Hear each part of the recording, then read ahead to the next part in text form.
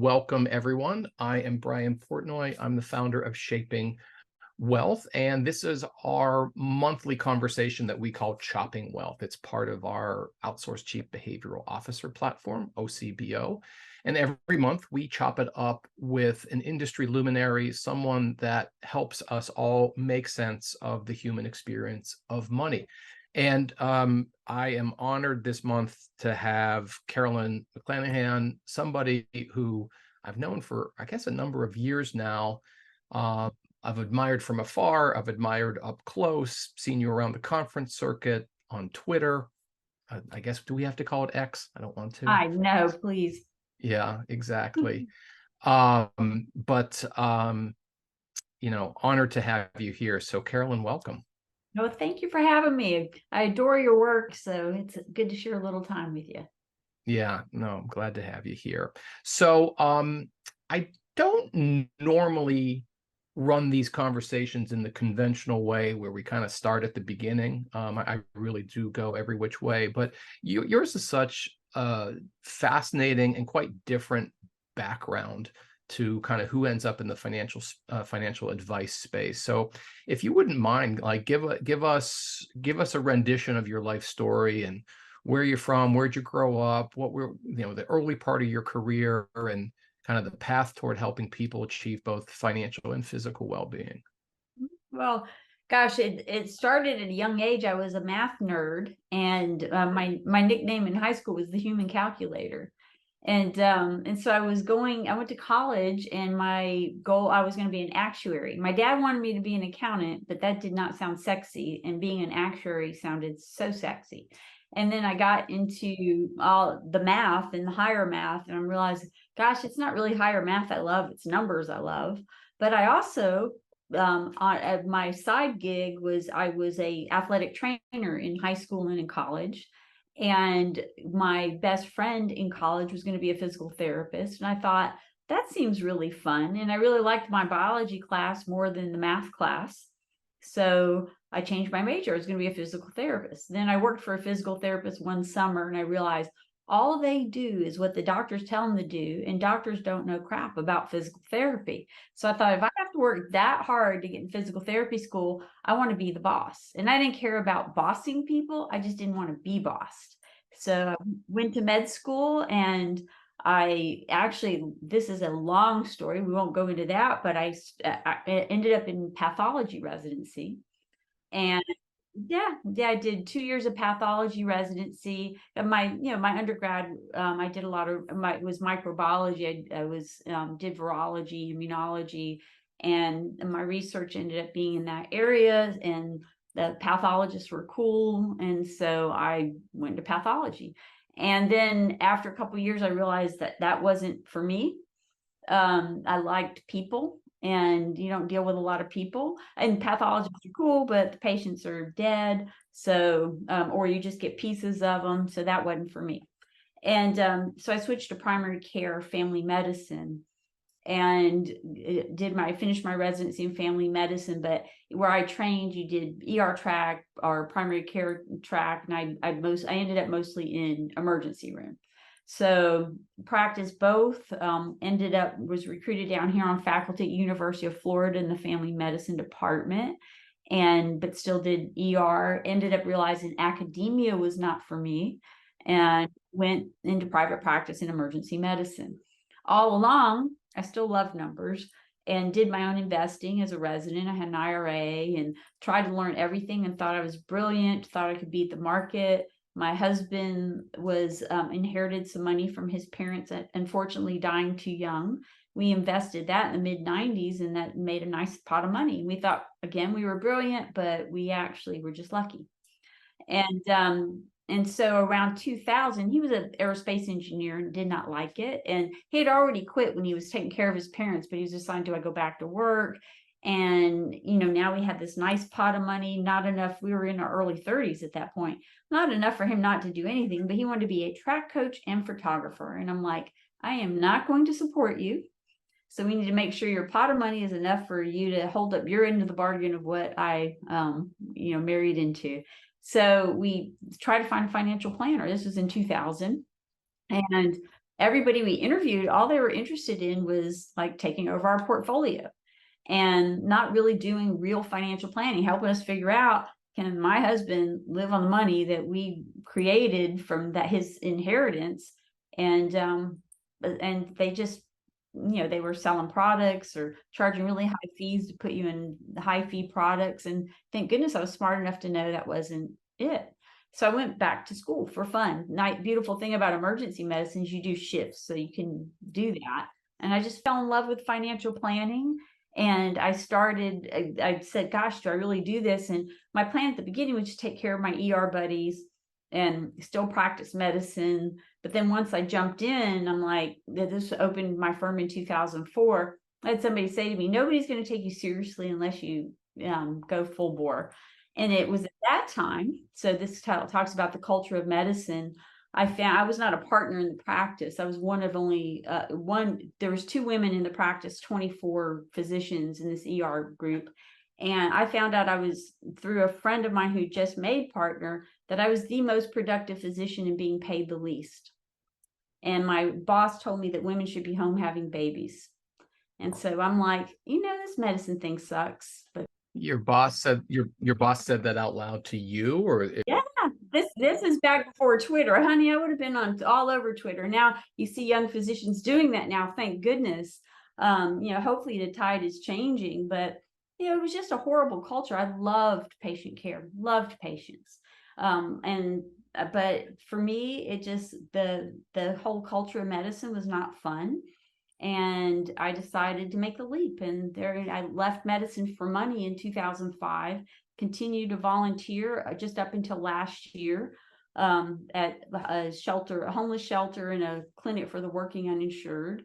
So this year, my volunteer work was helping the city create a health policy platform for our newly elected mayor. So I had to step back from clinical care for a little bit, but yeah, so I started my practice, fell in love, and saw these intersections between health and finance, and about that could help financial planners be better financial planners because they understood some stuff about health, and started writing, speaking, and before you know it, I'm everywhere talking about this stuff.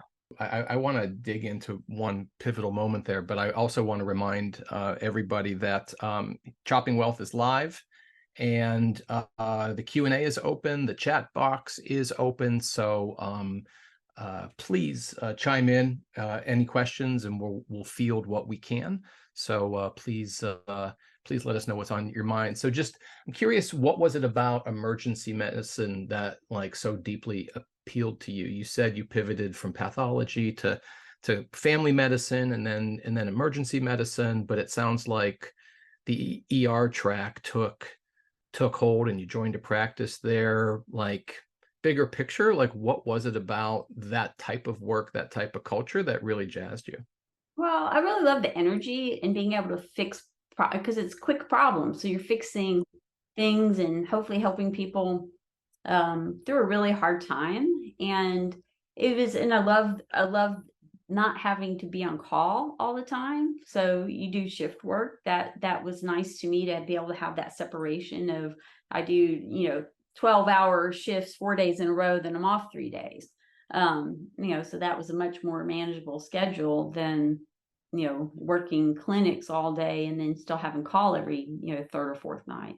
What a path. So and we talked offline, but I've also read a lot of your stuff. I do want to spend a fair amount of time today, drawing some parallels between medical practice and financial planning practice. At a high level, it seems like you concluded that the practice of medicine, at least in America, we have a global audience, but we're going to focus on the US here, that model was broken. What was it about your inability to actually get to the patient and help him or her directly was sort of structured into the way we do things around here?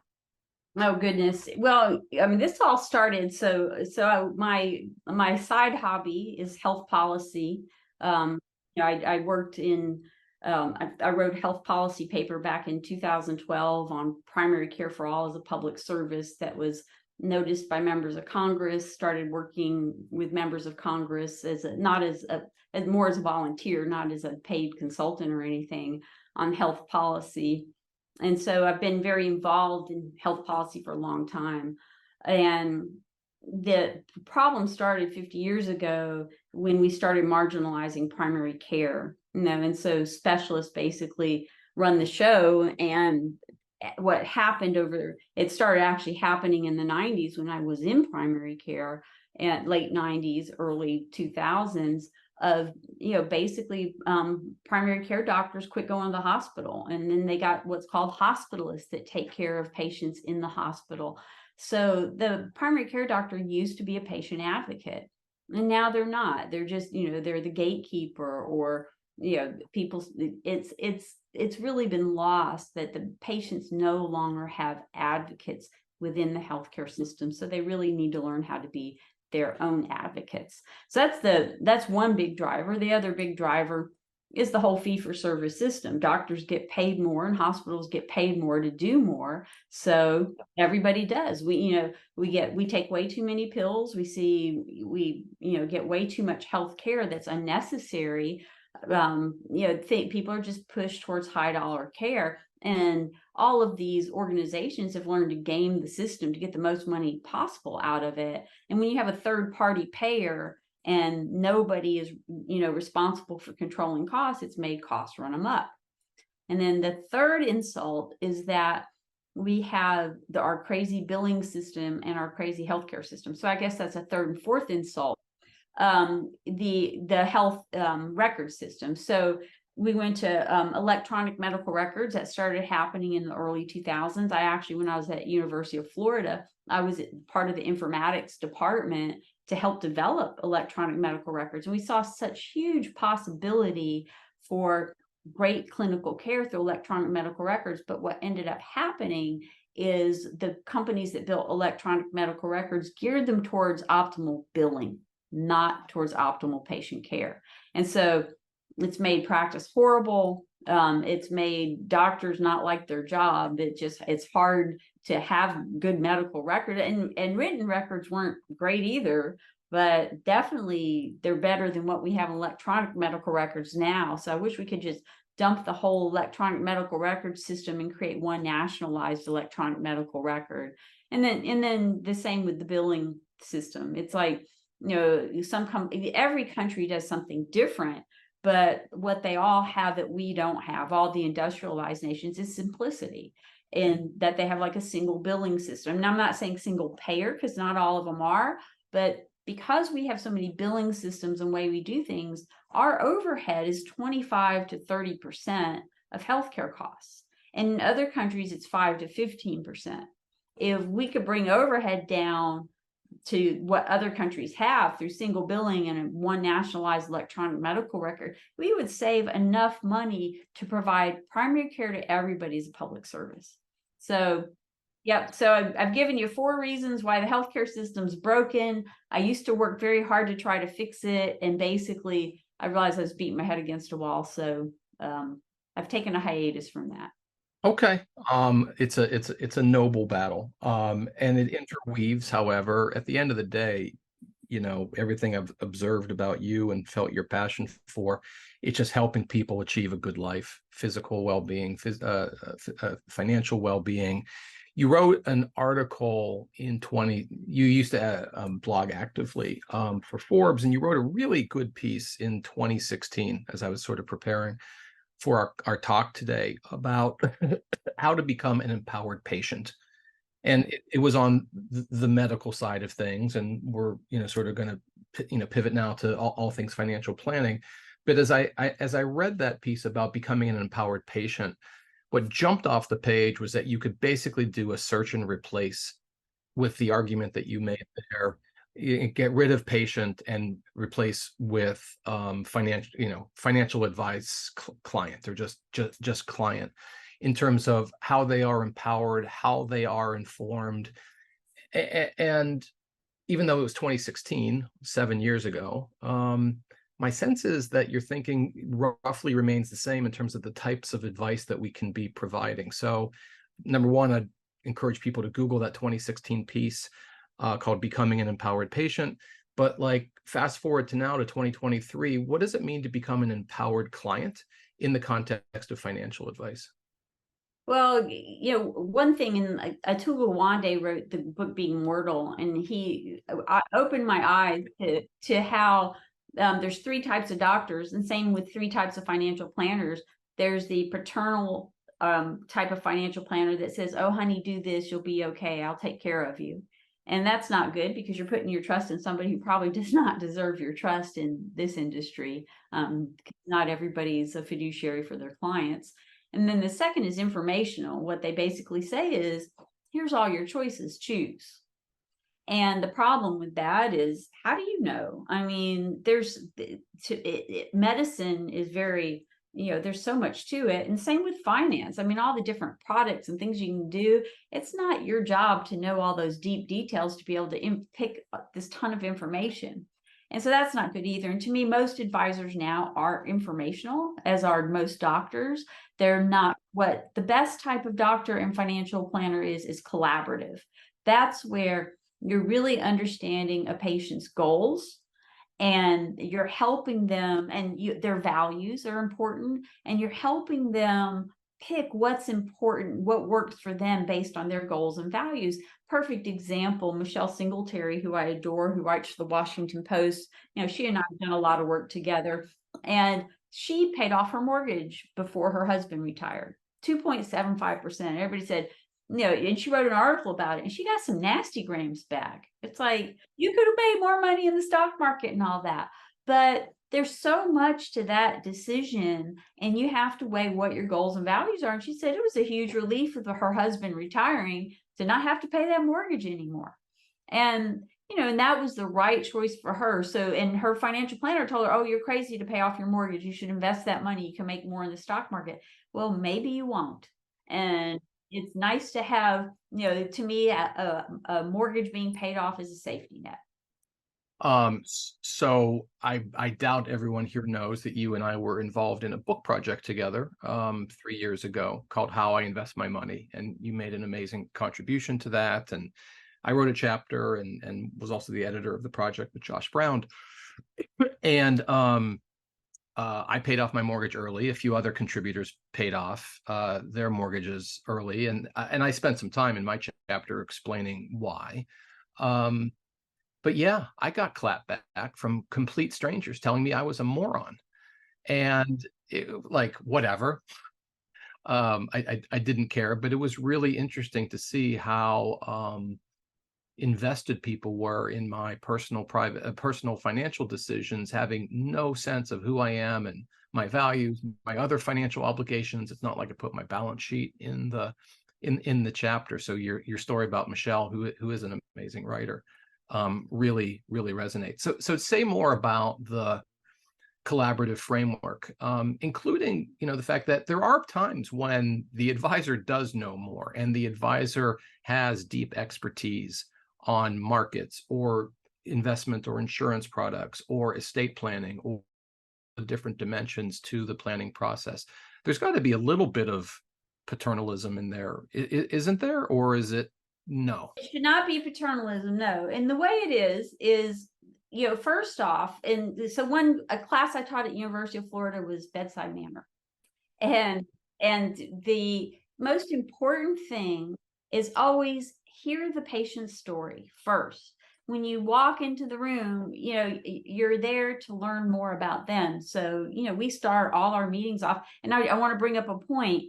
Jane from Twitter was earlier today asked, and Jane, we're going to get to your question, and this is part of setting the tone for your question on why we don't do performance reporting and how we do goal reporting, is when we take a new client, our first meeting is never about talking about investments. It's all about, tell me why you're here. Why are you seeking a financial planner? What's important to you? Tell me about your past financial history. And so in all of our website, all the materials we send out to potential clients, we make it totally clear that our focus in our company is holistic financial planning, of which investment management is a part. And I'm going to get to your point, Brian, in a second. It's going to be a little intuitive here. Yeah. Yeah. And so by getting their story, understanding their goals, understanding what issues they've had, that's, we start putting together, and then only then do we start going through everything. And it's not the investments that we really go through from the beginning. It's cash flow. How do you spend your money? That shows you where your values are. And by values, I don't make a judgment statement there. Everybody has different needs and wants. And to me, one of the most important qualities of a good financial planner is to be able to suspend judgment and about what people are doing. You have to understand the why. Everybody has a why of what they do. So going through how they spend money, are they, what's their tax return look like? How do they make their financial decisions? And so we go through the estate plan, we go through the insurance. So we don't do that. First meeting is just a conversation about their goals and dreams and what they've done. And then that's where we get all that information. We have them give all their stuff to us, and we go through it, and that helps us further shape the picture of who they are. And from that, we create that base financial plan and help them put money to what their goals are. So if they want to buy a house, if they want to have so many cars, send the kids to college, retire, which I have a whole, to me, retirement shouldn't be a thing. It should be life transitions. So we focus on helping clients plan for life transitions, of which quitting work for money is one of those things. And so all the conversations about what their life goals are. Now, the investments are important. It's a part of financial planning. We have an investment philosophy that we send to clients in advance. So we use passive investments and individual bonds for larger portfolios. So low cost portfolio, tax efficient portfolio, and that's the way we do things. And we give that to clients up front. And we have two types of clients: those that totally get it. And in fact, most of the people who call us are the do-it-yourselfers who are bogleheads or, understood passive investing before they call us, and so they totally are like, yay, on board, versus some people who have no clue. And with the people who have no clue, we do an educational meeting and process before we'll even let them sign on as a client. So we invest a couple of hours, 2 to 3 hours into that. And so from that, we then take, we put together their financial plan, and we create basically the doctor and me, they're a triage list of here's what we need to accomplish and when. And so getting back to that collaborative, we never, and not being paternal, we never tell people what to do. We tell people, here's what we see, here's what you're doing. Based on where you want to be, here's what we think you should do and why. And so our part is we're explaining the why, and so using our knowledge and using our education to explain why we think they should be doing what they're doing. And most of the time they do it. So we've led them, but we haven't been paternalistic and saying you have to do this, because we'll have some clients say, well, this feels better to me, and as long as it's not material to their financial well-being or their mental or physical well-being, we'll say go ahead and do that. It's going to be okay. That's great. What's the nature of that 2 or 3 hour conversation for folks who show up and their life hasn't been focused on markets or finances, and they need that kind of brush up from an educational point of view? How does that conversation go? Well, the most part. So first off, we don't do a 2 to 3 hour meeting in the first meeting. No. Yeah. Okay. That meeting is usually 1 to 2 hours. And I mean, because we're really digging deep into their life, we're making sure they're an ideal client, which thank goodness our office manager who does all the intake for potential new clients, she's a master at figuring out whether somebody's an ideal client for us. And if not, she does a warm handoff to other advisors. We don't let anybody, we're probably one of the top referral sources for other advisors in Jacksonville. And what is she kind of sort of absorbed in watching you? And what did you give her explicit instructions for? These are the types of people we don't want, or she just sort of knows you over time? How's that gone? No, well, it's what's our ideal client. So when I started the firm, I wanted to help everybody. And, I thank goodness I got a good business coach early on. It's like, who is the best person for you to work with? And so we created client engagement standards, which I encourage everybody to have for their clients. They're available on our website under client forums, lifeplanningpartners.com. It explains what our values are, what we do for clients, but the important thing is what we expect from clients for them to be good clients. So they must be delegators. When you have do-it-yourselfers, it's hard for them sometimes to turn into delegators.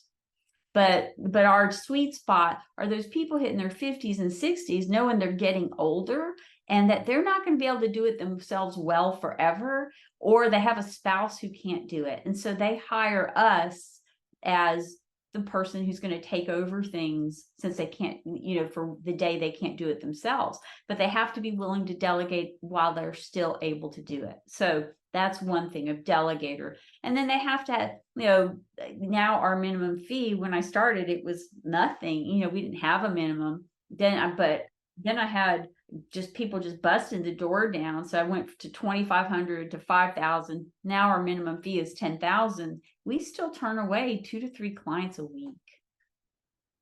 Yeah, because I can get into my whole practice issues on that, because we're not big enough, but it's scaling is not easy with the type of firm we have. And so are they complex? Because we charge a flat fee based on complexity. We do not charge AUM. So Jane, this is another point that I make, is even though we manage, I think it's 260 million now or something like that, we totally manage all our clients' assets, but we do not charge a separate AUM fee. It's all wrapped under our complexity retainer. This takes part of the conversation away from investments, because to me, financial planners are denigrating their financial planning services if they charge for financial planning through investments. It's taken away the most important part. And so either people need to be charging a financial planning fee and a small AUM fee, which I'm not a fan of. It just makes things harder and still creates, to me, too many conflicts. Or they need to figure out how to do their pricing to charge that flat fee and do all the work for that flat fee. And we do very well. We're very successful at it. And so I've been a flat fee since 2007. It's worked well. So where was I getting at with, am I getting to your answer now? I've gotten so circuitous. I'm hoping I haven't gotten off track here on an empowered client. So the empowered client is going to want that collaborative relationship where I'm not just telling them what to do. I'm not feeding the information. I'm saying, here's what we see. Here's what your values and goals are. Here's what you're doing fits in with your values and goals. Here's what you need to do differently. Yeah, it's like insurance products. Insurance agents have the hardest time selling insurance products because that's how they make their money, right? When I tell somebody they need disability insurance or life insurance or any type of insurance, I get 100% conversion rate. They go buy it. We help them shop for it. We don't make any commissions or anything. We act as their agent, not as the agent, as their fiduciary in working with the agents. And so we get it. We don't have to twist their arm. It's because we've been collaborative in understanding what their goals are. So there are some top shelf advisors on this call, and I want to encourage anybody to chime in here. I mean, Carolyn's articulating such a powerful framework. I'm guessing it's not 100% of the way everybody on this call is doing things. So challenge her, challenge me, ask questions. I'm going to keep going. The goal reporting, for years, I'm so into that. I mean, my background's on the investment side, and I know sort of how pointless a lot of that kind of series of exercises can be as it relates to clients leading better lives. So you get into the details of alternative investments and all the bells and whistles. And at the end of the day, it's great coffee, it's great cocktail party talk for industry experts, but it's largely irrelevant to what the client is, what really matters for the client. And in the meanwhile, I've imagined, think back to high school a million years ago, and you'd raise money for the school or for the, to put on a nicer prom, and you'd have that sort of thermometer that kind of gets painted, sort of stripe by stripe on the big piece of poster board. That's the way I kind of think of sort of goal reporting, where it's like you got that thermometer and the mercury is getting higher and higher, and maybe sometimes it comes back down a little bit. When you do your sort of goal measurement as distinct from performance measurement, how much of that is technology driven and quantitative? Is there sort of a gut feel about it, given that goals can be squishy and not always reduced to a specific number? Tell us more about that, because it's not radical. It's sort of so sensible, but most people are not skipping investment reporting and going to goal reporting. Right. So we deliver 5 reports a year, basically. And the first is, well, there's no particular order. We have everybody spread out on a spreadsheet, so they're getting something throughout the year. So we don't overwhelm them, but it's instead of fake touches, everything we give them is value. So we do an insurance report. We do just saying, are you underinsured, overinsured? Do we need to do anything different with your insurance? We do an estate review where we check, here's what your documents currently say. Here's how much money everybody's getting. Here's all your beneficiary forms are up to date. And so we're crossing all the T's, dotting I's with that.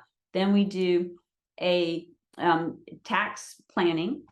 So I do a tax review and make sure they're being totally tax efficient, and not just on the investment side, but charitable contributions, IRAs, 401ks, HSAs, you name it. And with that, we also provide a letter to the accountant about everything we know about about our client's tax life. And then there is the projections. Now, so that projections is the official goal report of, here's what you said your goals are that are tied to monetary needs. And so whether it's, retirement, house, whatever, here's the money you have set aside for the house you want to buy in the future. And so we just say, here's where you are on that.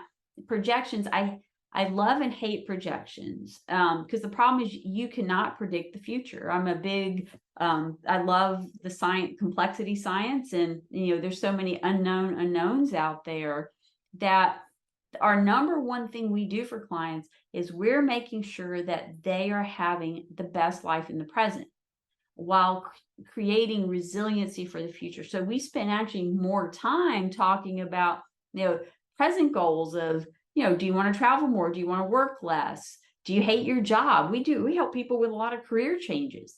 So, do you hate where you live? Let's figure out a new living situation. Are you planning for aging? So those are the things that we focus on, and we make sure those get done. So the projections, we do want to make sure that the day a person can no longer work or no longer wants to work, that they are saving enough money to create resiliency so they can do that. So we do basic projections, and we actually dig into spending. We know how our clients spend money. We're not voyeurs. We tell them that. But all we care about is how you're spending. We break clients into 3 buckets, basically. Those that are not going to have close to enough to be okay if they can't work or don't work. Those that are going to skate in by the skin of their teeth, and those that have more than enough money. Now, the ones that have more than enough money, we don't get as neurotic about tracking spending and things. We look at the big picture of spending, but we don't dig deep. People who might be by the skin of their teeth, then we dig in deeper and say, okay, if the world does well, you can keep this kind of spending going. But let's say we have prolonged recession. Do you have places where you can cut? So we break spending down into needs and wants.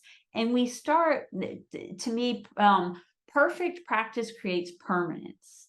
That's my husband's a track. Remember, he wanted to be a track coach. He became a track coach. He coached pole vault at a local high school. And so he taught me that phrase. And so every year we go through, here's the changes you might have to make in the future. And we do this with aging planning too, because what that's doing is cementing in their brain. When you've heard things before, you're less likely to be afraid in the future. So we're just doing this constant drip education of the changes you might have to make in the future so that if those happen, they're mentally prepared. The last one is we do an annual investment review, but it's not on performance. It's how are your assets invested based on your investment policy statement? So it's more about, are we following your investment policy statement? And it's nothing about performance reporting. We do zero performance reporting.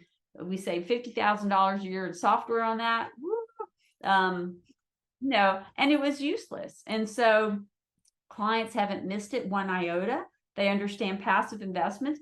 They say, what's my return going to be? It's going to be the market return based on each of your different parts of your pie. They get it. I want to, crazy enough, we only have 20 minutes to go or so. I want to pivot to the topic of longevity and aging. I mean, this is an area where you are top expert. Let's start at the sort of big end of the funnel and just talk about trends in longevity in Western developed societies. What's going on? Are we going to live longer? Is that a good thing? And then let's get to some of the tough conversations that I know you've provided amazing guidance on to a lot of people on how to talk to your aging parents or other folks in your life. But first of all, let's just talk, maybe set the table for like, what is the current status of longevity in places like US, Canada, Western Europe? Well, so first off, you cannot predict the future, which we already discussed. And the trends. So I will tell you trends. We do not know what the ultimate lifespan is. There are a lot of people out there trying to figure out how we can extend the lifespan. But in reality, the majority of people they can, it depends on how well they take care of themselves. They can have a really good active life, late 70s, 80s. Usually when people start hitting their 90s, they do slow down. That's the best case scenario. And the problem that we're having in the United States, and actually this problem is worldwide in a lot of industrial nations, is everybody's getting lazier and not taking care of themselves, and they're becoming overweight. And so we actually, between that and COVID, we're seeing a backslide in life expectancy. Now, given that, I break clients into a couple of different buckets on this, actually 3. Those who have the potential to live a very long time. Those are people who absolutely do take good care of themselves. They have good physical and mental health and a good perspective on life. Those people have a chance of living a very long time. You have to plan differently for those people as opposed to the people who absolutely, I call it burning their candles from both ends. And they have a lot lower life expectancy, so they're not taking care of themselves. They have bad habits. They may have bad genetics. So just things. And we have a couple of clients like this. I'm like, I'm not worried about you living till you're 80, and they're not either. We got to plan for who people are and not who we want them to be. Then the other bucket are the people who have normal life expectancy. So they take care of themselves okay, but they could do better. They may have some genetic things going on, and those people start to have challenges in their 70s and start to die in their 80s. And so and there's no way to calculate a life expectancy. I mean, there's all these calculators out there, but God, I was an ER doctor. This really attuned me. I diagnosed people who should have never died young with horrible things. And then I've had old codgers come in 90 years old smoking like a fiend. You just can't predict. And that's why I like to plan. I tell people we plan for people living a good life at least till their 70s, and then you have to start planning it year by year of what's this person's life expectancy when they're hitting 70. If they're starting to have trouble, you encourage them to spend more money, enjoy their money if they have enough. But if there's somebody super healthy that, gosh, it looks like they may start outliving their money, then you start looking into things like immediate fixed annuities to have guaranteed income streams. So there's so many caveats. And I think in medicine, we do a lot of algorithms. And so I basically have these algorithms where I place people of, this is what I need to think about to make sure we're covering longevity risk, but not overplaying it that we make people miserable in the present and they die too soon, not having enjoyed their money. Talking about the conversations that we have with our parents, or maybe we ourselves are aging and we're with our spouse. You've written a lot and spoken a lot about the emotional difficulty of those conversations, as well as like the practical things that need to get done in terms of who's allowed to drive and things like that. Can you address both sort of the emotional piece and the tactical piece? Yes. So as we get older, we gain wisdom, but we lose the flexibility of our brain. We can't think through complex decision making like we used to. And one of the things that we do that is important is we start people thinking about aging planning early. So like in your 50s or 60s. And the reason why is because you're not sick, you're not defensive, and as you get older you become more concrete, so you lose a lot of that intuitive thinking. And so getting people to talk about, again, that perfect practice makes permanence, and it creates less fear. Getting people to plan what I call the big four of when you're going to get help with financial decision making, when you're going to get help with healthcare decisions, when you're going to move to a safer living situation, and when you're going to quit driving or have an alternative transportation plan. We have those conversations. It's a 1 hour long conversation, and we've timed it. My 23-year-old planner did part of the last one, and I was so proud. And she's not a doctor. So everybody can have these conversations, and we document. We have a worksheet on driving, on, okay, when are you going to allow to be tested? We make all our clients do advanced directives that spell out what's important to them about quality of life, and when they do need help with healthcare decision making. And then we have a trusted contact form where so you don't rely on your custodian's trusted contact form, because they can cut you out. You got to have your own trusted contact form, where if I'm worried about a client, I'm going to arrange for them to get evaluated by a physician, and I'm going to contact the family members they'll allow us to contact. And then we do a little narrative on what's their ideal situation of where they're going to live as they age. So we document that. We pull it out every few years and say, hey, here's your aging plan. You still good with it? And it's creating that muscle memory. And now that I've been doing this, I can't believe I've been a financial planner 20 years now. 20 years is our big anniversary. And I started this sort of planning like in 2008, 2009. And we've actually had clients now need the help, and it's been pretty much seamless. It works, because when you've primed people that these things are going to happen, they actually follow through.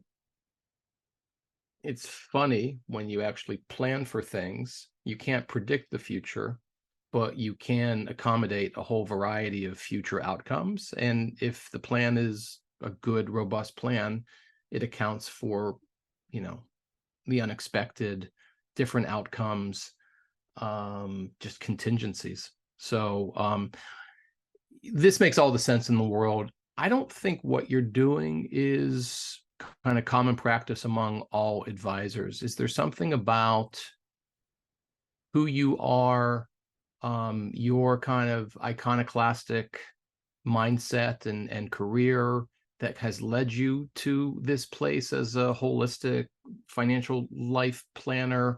How doable is this for the industry overall? Or do you think that as you're 20 years in and going strong, you'll remain sort of maybe a voice in the wilderness a little bit? Well, here's what it comes down to. Where other people spend their time and energy talking about investments, we don't.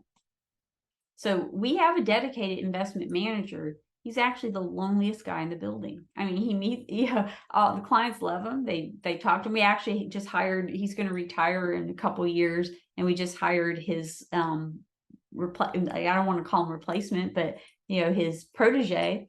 And and they do great work. They do important work, and the clients, they understand that. The clients understand that. But when it comes push to shove, clients rarely call about investments. We're just so proactive on the education up front, or when there's market upheavals, we're very proactive about sending out newsletters and communication about here's what's going on.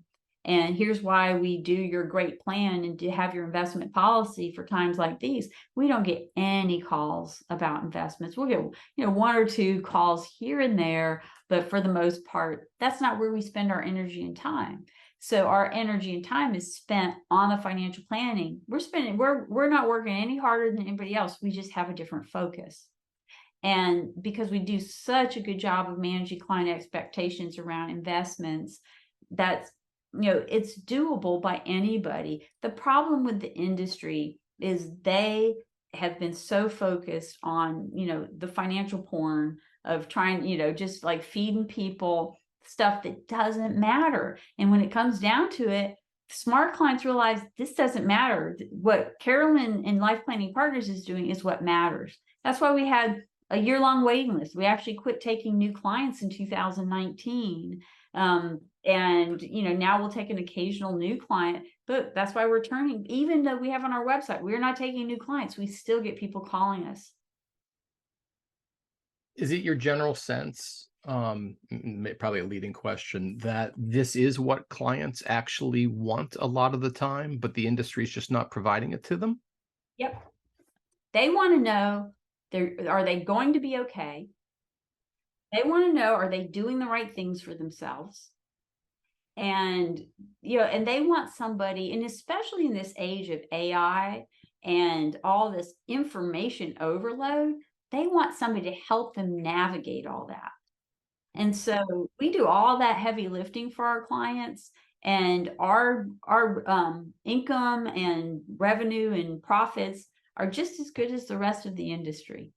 It just, the industry is so hell-bent on this investment thing. And again, it wouldn't work if people were into active investments, then I don't know that it would work. That's what makes us unique in that we don't have to talk about performance reporting because we invest in the market. People are going to get market returns. So it's, so I don't know if the whole industry could do this. And I think the beautiful thing about this industry is everybody's different in what they want. And, you have the smart doctors out there that are not our clients that we don't want as clients because they want somebody who's going to try to help them pick the next best investment. So, I think there's a huge market for what we do, that of people who are very dissatisfied in what's traditionally out there. But I always think there'll be a huge market for the people who think they can beat the market. So we got some great questions coming in. I'll take Stephen's first and then go to Anne. Stephen Edwards asks, what medical terminology, standard of care as a crossover to financial advice do you find most thought-provoking and useful in client conversations? And I assume that's sort of planning by analogy. Well, I mean, the big thing to me is, I talk about creating a triage list. So that's something you gotta, when you have clients come in, I actually have a new talk that I put together a couple of years ago. It's called Are You Happy Now? And in that talk, I share about our focus on making certain that first and foremost, the client is in a good place now. And if not, why not? And then we work on fixing what isn't right. And so if you have clients coming in with dumpster fires, like they're getting divorced or somebody died or whatever, you got to take care of that dumpster fire first. So that's where I create triage lists. Other terminology, I mean, basically taking care of people. A financial planner is the same as doctor, except you're just taking care of people's finances instead of their health.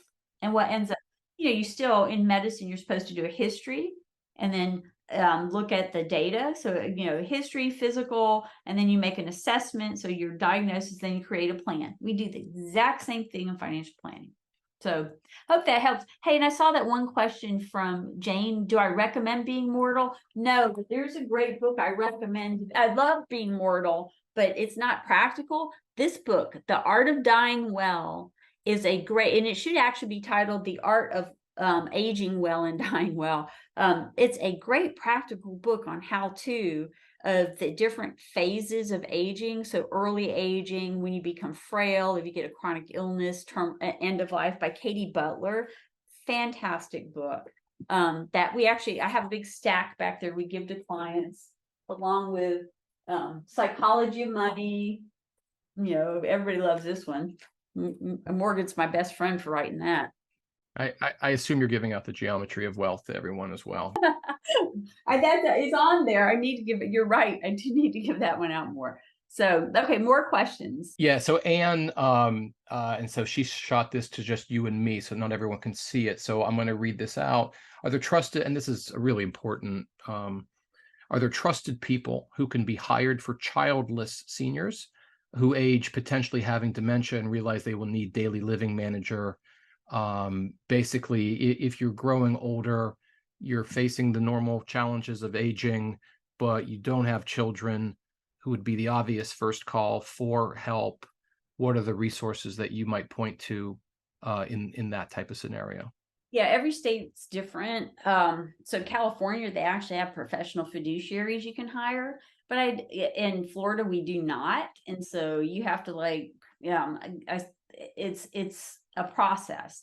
So first off, you should never trust one person. You should always have a team of people looking out for you. So I tell solo agers that they should have an accountant, an attorney, and a financial planner that are unrelated, not in the same firm, so that there's checks and balances in what's being done with their money. Now, your financial planner should not act as your, unless they take custody, they cannot act as your bill payer and all that. And so, but I tell people, whoever's managing your money is not the same person that needs to be writing the check. So we encourage people to create a community of people where they can watch out for each other, and make sure you're staying active and have younger friends. And we're working through this with a number of clients that have created trust, and we are actually assigned as trust protectors for our clients. And so what happens is they hire somebody to pay the bills, so you can have professional bill payers and stuff. We're watching over the professional bill payers, but we're not actually writing the check. When you have more people involved, it makes it less likely that any one person can do anything bad. The other thing I recommend is, and these are getting hard to find, they're now called life care managers. The old thing was geriatric care managers. It's getting harder and harder to find good geriatric care managers, but they're the people who basically will look out for you and make, as far as all your medical stuff, making certain everything's taken care of. We actually, in Jacksonville, there's a couple of great home health care agencies that have good care managers in there. And so we work with the care managers to make sure our clients are taken care of. Just by way of wrapping up, I'm thinking about all of the wisdom that you've shared with us today. The supply demand imbalance in our industry. There's more open FA seats than there are people to fill them, and it's an amazing career in terms of our ability to help others. I'm sure you already do this, but just conceptually, if you were to counsel younger folks coming into the industry, and there's a shiny toy syndrome, and there's the huge broker-dealer platforms, and there are easier ports of entry in terms of just getting some experience. It's big and it's complicated. What advice would you give to an up-and-coming advisor or someone who's thinking about entering this business? So to me, it's a fantastic profession. And the problem is, and this is where, I have pushed the CFP board, in that we need board certified residencies. So, because now you're supposed to get the 2 to 3 year experience requirement, but there's really no good path to get that. And, so I've written a paper that Michael Kitts published a couple years ago on residency. And I actually wrote an original paper back in 2008 that Dick Wagner published on creating residency programs for financial planning. There's a few firms out there that have residency programs, but there's no standardized curriculum. Given that that's my dream, and if I'm going to have a retirement job, I hope it's with the CFP board to create a residency programs just like we have in medicine. But since that's not there yet, I would encourage people who, people enter this one or two ways. One, because they're interested in investments, but two, more and more understanding the importance of financial planning. If you're interested in investments, you can go get a job anywhere. But if you really want to do, and you're going to make bigger money at the broker dealers, but you're going to sell your soul. And that, well, I won't get into that with our current employee, but we took him from the broker dealer world. And he loves it here. And so, if you're interested in financial planning, do everything you can to get with somebody who is doing or real comprehensive financial planning. So try to find a real financial planning firm, not an investment management firm. Somehow that hour went by incredibly quickly. Fast. I know, so fast. Great questions, amazing perspective, Carolyn. I learned from you so much. I really appreciate you and everything that you do. So thanks for joining us. And for everyone, this is the latest episode of Chopping Wealth on the Outsourced Chief Behavioral Officer platform. We'll see you here in about a month. So take care, everyone. Bye-bye.